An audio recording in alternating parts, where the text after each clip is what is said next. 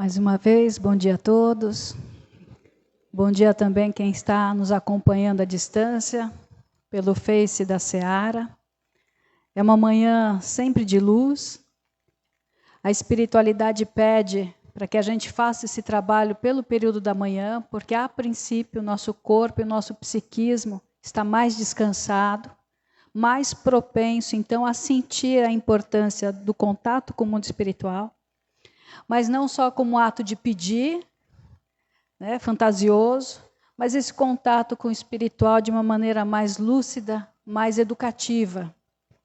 Aproveito já para estender um pedido, que essa semana nós já retomamos também os nossos estudos. Hoje à noite, né, às 8 horas, né, amanhã, à tarde, às 4 horas, quarta-feira, e à noite, às 6:30 da noite. Além desse estudo, nós temos na quarta-feira um trabalho chamado Desobsessão.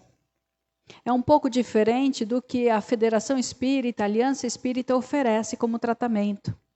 Ele está mais na parte dos passes, do magnetismo e da orientação através do estudo.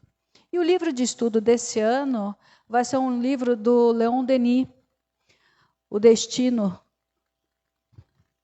Problemas do Ser, do Destino e da Dor.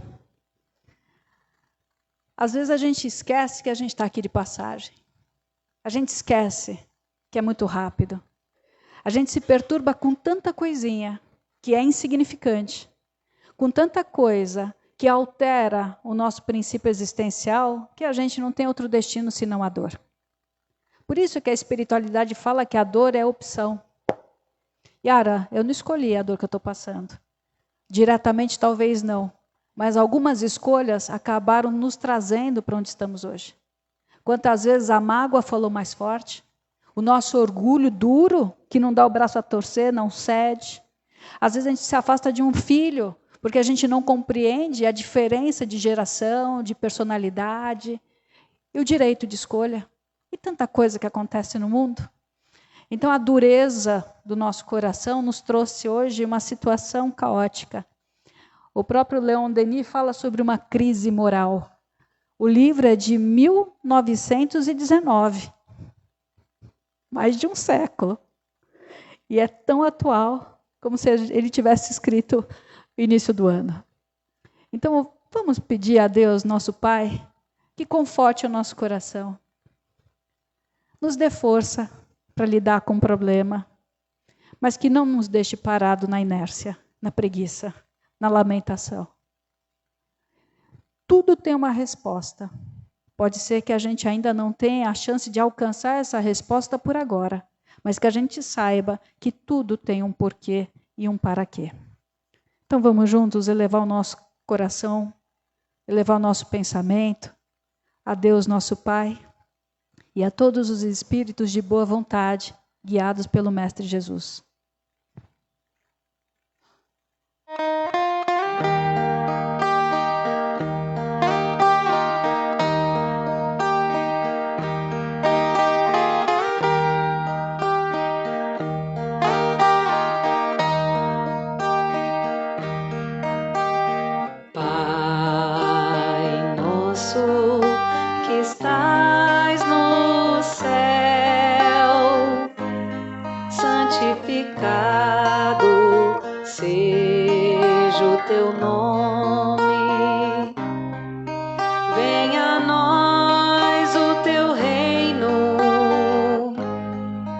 Seja feita a tua vontade.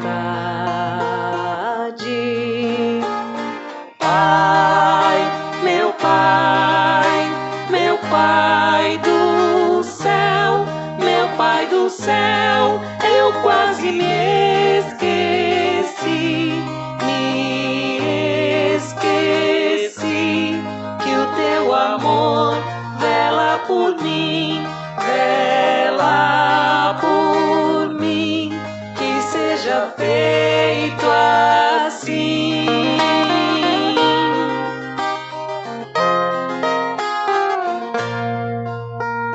O alimento desse dia, dai-nos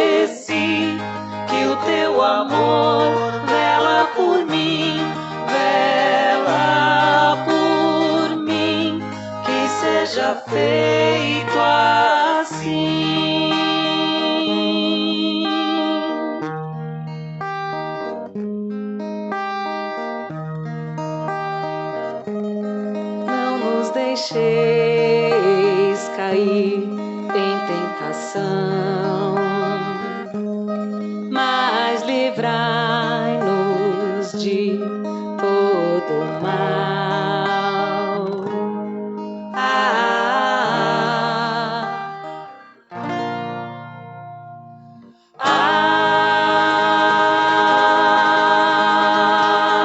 Amém. Nós sempre começamos o nosso trabalho com a oração e com as reflexões que o Evangelho tão sabiamente nos traz. Hoje eu gostaria de conversar com vocês, mais uma vez, porque é uma das parábolas mais importantes, mais significativas sobre dor, sobre sofrimento e libertação, que é a parábola do filho pródigo, né? Aquele pai, que é o símbolo de Deus, separa seus filhos, pega os seus bens e partilha com esses dois filhos. Um pega tudo que ganha e vai para o mundo, sem olhar para trás. Vai ver o que o mundo tem para oferecer. Gasta todos esses bens com todas as aventuras que o mundo tem a oferecer. Lá pelas tantas, ele se vê sem nenhum recurso, porque ele não pensou no amanhã. Ele viveu intensamente o agora, sem a prudência do construir a nossa vida. E ele passa, então, da grande fortuna à grande miséria. Ele percebe que nem os porcos se alimentavam como ele estava se alimentando. Quer dizer, nem o animal estava sendo tão maltratado quanto ele. Naquele momento, ele para e começa a lembrar, na penúria, o quanto que a vida perto do pai era boa. O quanto ele se sentia protegido e amado. Mas a vergonha impede dele voltar logo de cara. Ele tem que lutar contra o orgulho ferido. Não é o orgulho. O nosso orgulho, muitas vezes, a gente não percebe que tem. Só quando ele está ferido, quando a gente enfrenta alguma situação que frustra a gente, é que a gente vai ver que aquele orgulho está ativo e está machucando. Ele volta. Volta, e lá longe o pai vê esse filho chegando e se alegra com a volta desse filho para casa. Naquele mesmo momento ele manda matar o novilho para festejar o filho que havia morrido e havia renascido. Olha o símbolo que interessante, né? Mas havia aquele outro filho que passou esses anos ao lado do pai. E aquele filho, naquele momento, não ficou feliz pela volta do irmão. Ele sentiu muitos ciúmes. Estive do seu lado o tempo todo e nunca mandaste matar um novilho para festejar com meus amigos. E o pai responde, mas você está do meu lado esse tempo todo, o que é meu é seu. E é muito importante essa parábola, porque nós somos filhos pródigos. Ora, a gente vai para o mundo e ilude tanto a nossa cabeça com necessidades que não são necessidades. A gente fica tão corrompido com informações, com notícias. A gente fica tão escandalizado com o mundo e esquece que existe uma justiça por trás de toda a aparência. Toda a vida de relação existe uma vida interna, que é o nosso templo sagrado. Por isso que a espiritualidade bate na tecla, constrói o reino de Deus dentro do teu coração, independente da religião que você professe. Mas a gente esquece de cuidar desse reino de Deus. Igual a formiga e a cigarra, lembra? La Fontaine. Né? Enquanto a formiga está lá trabalhando, a cigarra está festejando e chamando o outro de tolo. A prudência. Nós não somos prudentes. A gente finge que é prudente no orgulho. Eu não acredito nessa bobagem, isso é coisa de tolo. Essa prudência que é muito narrada no Evangelho, fala daquele que acredita que o seu saber é maior do que do próprio pai. É muito pouco. E esse filho, então, que não foi para o mundo e ficou ao lado do pai, na verdade, muitos de nós não vamos para o mundo, não porque a gente não é seduzido por ele, é porque a gente tem medo. Então a gente também não ficou pelo motivo certo. A gente não seguiu a religião por amor ao próximo, amor a Deus sobre todas as coisas. A gente ficou na religião para ter poder. Quanto tempo a religião foi uma ferramenta de dominação de poder, de classe social? Então isso também não serve. Agora, cansados, todos nós estamos. Colapsados de alguma área da nossa vida, todos nós estamos. Precisamos voltar para Deus. Precisamos voltar para a nossa consciência. Lembra, o aguilhão da consciência, o livre-arbítrio, nos adverte. Todos nós, quando formos escolher algo, ou inclinados para um caminho, a intuição vai falar, Yara, não faz. Yara, aí você já conhece que não deve. Vai gritar dentro da gente.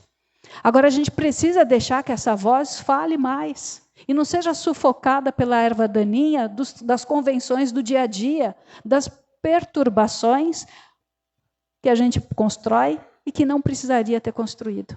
A gente tem que limpar o terreno da nossa consciência. Qual é a ferramenta para isso? A oração.